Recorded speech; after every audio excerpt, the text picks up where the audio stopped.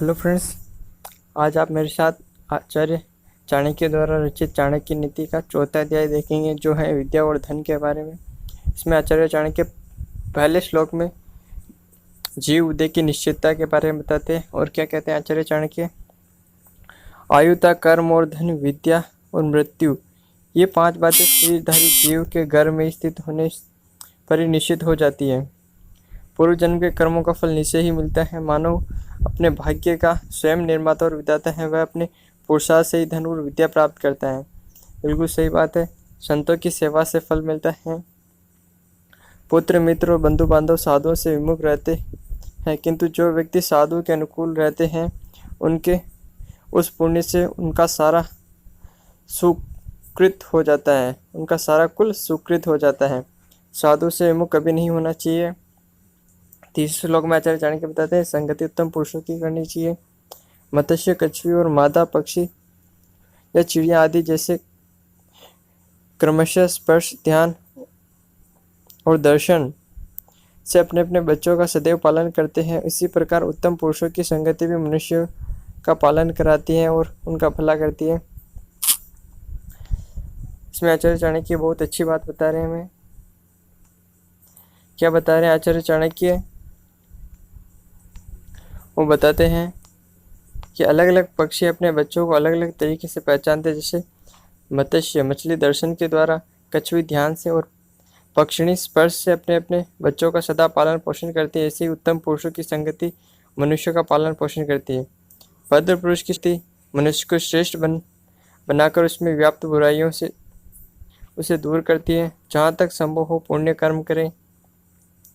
जब से ये शरीर जब तक स्वस्थ, रोग रहित और जब तक मृत्यु दूर है, तब तक आत्मा का कल्याण, धर्माचरण, पुण्य कर्म कर लेने चाहिए। मृत्यु के आ जाने पर क्या करेगा? अर्थात कुछ नहीं कर सकेगा। वृद्धावस्था घातक और भयभीत बाधित के समान सामने खड़ा है। रोग शत्रुओं के समान शरीर पर आक्रमण कर रहे हैं। जैसे फूटे घड़े से पानी रिसता है, उसी प्रकार आयु भी क्षरित होती जा रही है। फिर भी मनुष्य अपने आत्मकल्याण के साधन नहीं जुटाते। आचार्य चाणक्य यही कहना चाह रहे होंगे कि पैसे तो बहुत कमा लिए, लेकिन कभी वो भी कमाया करो जो साथ में जाए, कि पैसे साथ में ही जाने वाले। विद्या कामधेनु के समान होती है। विद्या कामधेनु के समान गुण संपन्न है, क्योंकि ये बिना समय के भी फल प्रदान करने वाली होती है। यह विद्या प्रवास में, विदेश में माता के समान हित और रक्षा करने वाली, इसलिए विद्या को गुप्तधन कहा गया है। विद्या माता के समान रक्षा, पिता के समान हित कार्यों में नियुक्त करती है। दुख को दूर करके पत्नी के समान आनंद प्रदान कराती है। चारों दिशाओं में कीर्ति फैलाती है। धन की प्राप्ति कराती है। कल्पवृक्ष की बातें विद्या क्या नहीं देती, अर्थात सभी कुछ तो भेंट करती है। गुणवान पुत्र एक ही पर्याप्त है। आचार्य चाणक्य ने इस बात पर बहुत जोर दिया है कि पुत्र हो तो गुणवान होना चाहिए। बिना गुण का पुत्र किसी काम का नहीं है, चाहे वो 100 ही क्यों न हो। सैकड़ों गुण रहित और मूर्खों से एक गुणवान पुत्र उत्तम है, क्योंकि चंद्रमा अकेला ही अंधकार को नष्ट कर देता है, किंतु 1000 तारागण अंधकार को नष्ट नहीं कर सकते। गुणवान पुत्र तो सचमुच एक ही पर्याप्त है। एक ही सुपुत्र से सिंहनी वन में निर्भय होकर निद्रा मग्न है। इसके विपरीत 10 पुत्र होने पर भी गति सदैव भार ढोती है। मूर्ख पुत्र किस काम का? मूर्ख पुत्र दीर्घायु वाला उत्पन्न होने पर भी उससे उसकी अपेक्षा उत्पन्न होते ही मर जाना अच्छा है, क्योंकि वह मरा हुआ पुत्र थोड़े समय के लिए ही दुखदायी होता है। और मूर्ख तो जब तक जीव धारण करता है तब तक दुखित रहता है। संतान का पैदा न होना या पैदा होकर मर जाना मूर्ख होना, इनमें से पैदा ही न होना और पैदा होकर मर जाना, ये दोनों स्थितियाँ उत्तम है। परंतु संतान का मूर्ख होना ठीक नहीं, क्योंकि पैदा न होना और पैदा होकर मर जाना ये तो एक बार ही दुख देते हैं, किंतु पुत्र का मूर्ख होना तो पग पग पर दुखदायी होता है। इनसे सदा बचे। आचार्य चाणक्य किनसे हमें बचने के बारे में सलाह दे रहे हैं? बुरे गांव में रहना, नीच कुल की सेवा करना, बुरा भोजन और क्रोधी स्वभाव वाली पत्नी तथा मूर्ख पुत्र तथा विधवा कन्या, ये 6 बिना आग के शरीर को जलाते हैं। इनसे हमें सदा बच के रहना चाहिए। कुभोजन से दिन को पत्नी से रात्रि को पुत्र से कुल का नाश हो जाता है तथा जो नहीं दिया जाता वह धन भी नाश हो जाता है। जिनका उपयोग नहीं उनका होना क्या। बिल्कुल सही बात की आचार्य चाणक्य ने। जिनका उपयोग ही नहीं उनका होना किस काम का।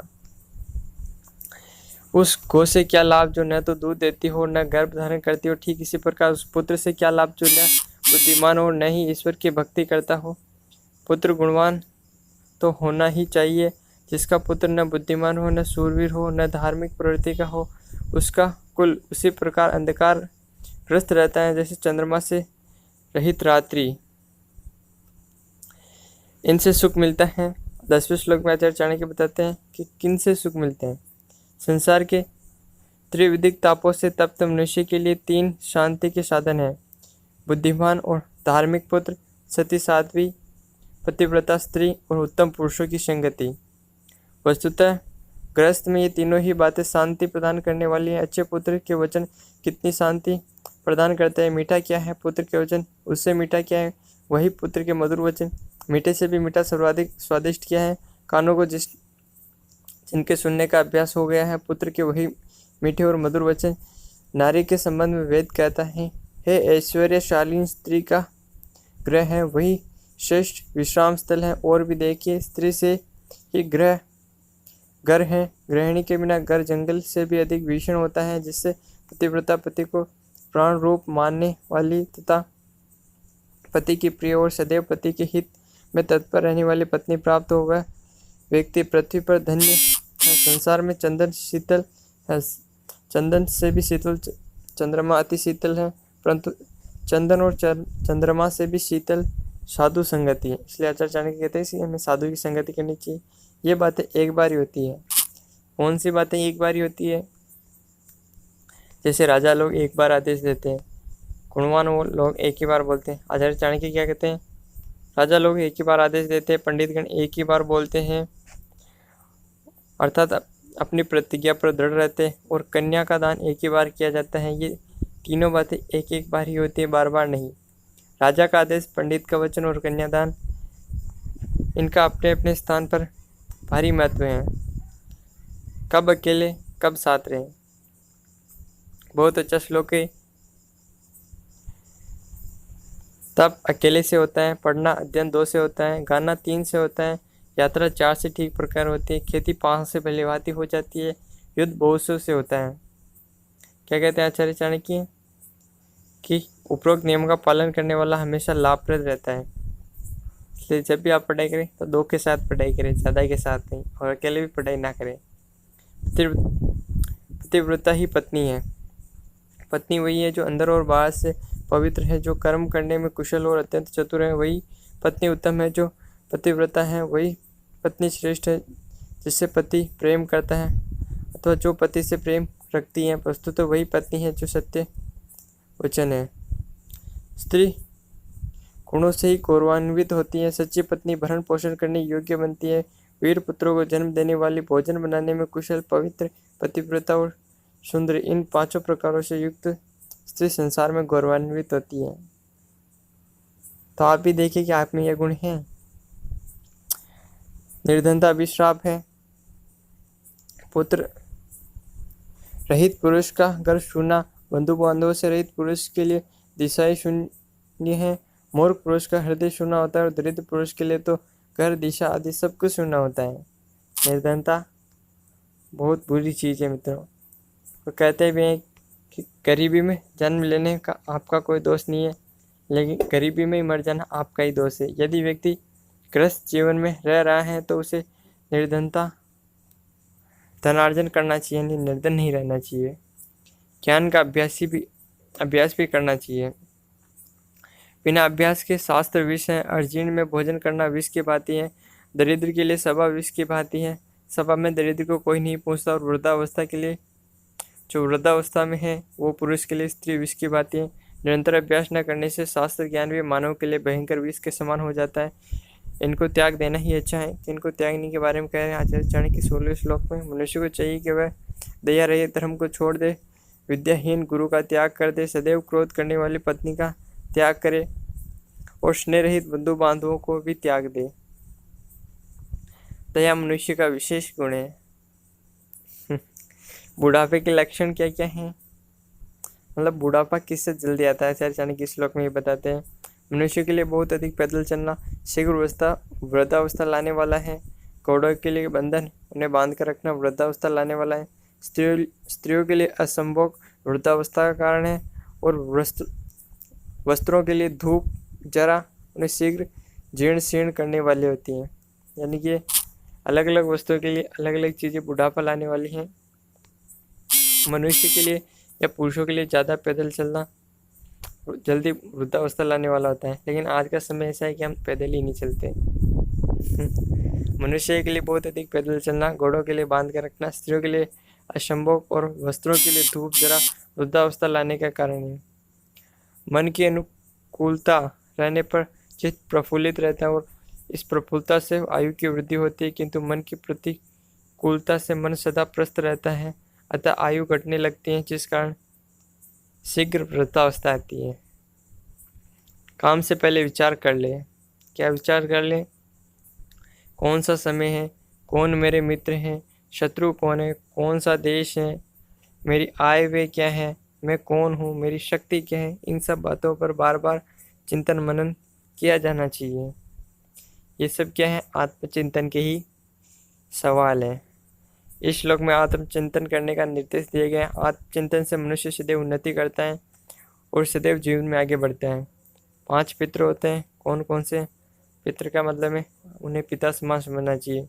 जन्म देने वाला पिता, उन्नयन यानी संस्कार कराने वाला गुरु, विद्या देने वाला अन्नदाता और भय से रक्षा करने वाला, ये 5 पिता के समान होते हैं।